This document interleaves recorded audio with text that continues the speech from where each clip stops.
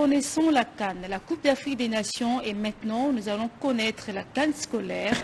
La Fédération internationale de football a organisé dimanche dernier le tout premier championnat d'Afrique scolaire à Kinshasa, et c'est la République démocratique du Congo qui a remporté cette première édition.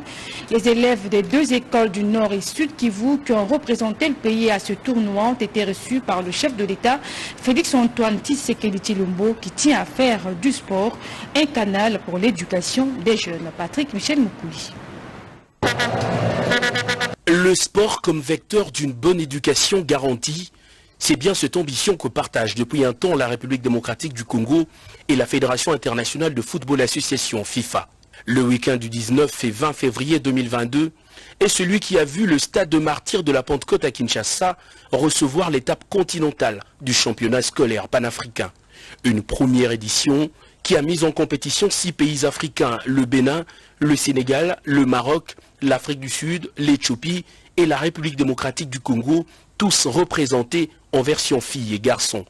Au dernier carré de la compétition, le Maroc a battu l'Afrique du Sud en finale dans la version féminine et la République démocratique du Congo a eu raison du Sénégal chez les garçons après avoir battu en demi-finale le Maroc, prochain adversaire de Léopard Senior. Les champions ont reçu leur trophée de main du président de la FIFA, Gianni Infantino, qui avait à ses côtés le président de la CAF et quelques officiels congolais.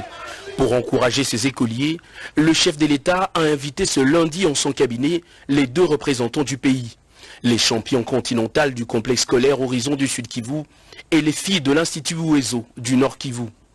Félix-Antoine Tshisekedi a, dans un élan familial, échangé et pris de photos souvenirs avec ses élèves qui, grâce à ce tournoi, ont appris à maîtriser la saveur d'une victoire et le choc de la défaite. Bukavu, Goma, des villes qu'affectionne particulièrement la première dame de la République dans sa lutte contre les violences basées sur les genres.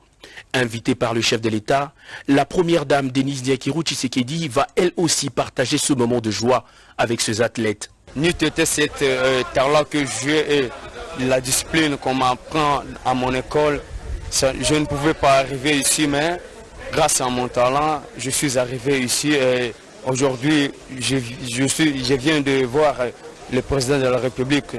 Quand je les ai vus, je me suis sentie trop heureuse parce que j'aurais jamais espéré que je le verrais un jour dans ma vie. La compétition vraiment nous a éduqués en comparé à notre football d'ici, et d'ailleurs le football féminin ici vraiment est très délaissé par rapport aux autres. J'aimerais que les autorités améliorent nos conditions d'entraînement, de nous faire même des équipements et aussi améliorer les états des terrains.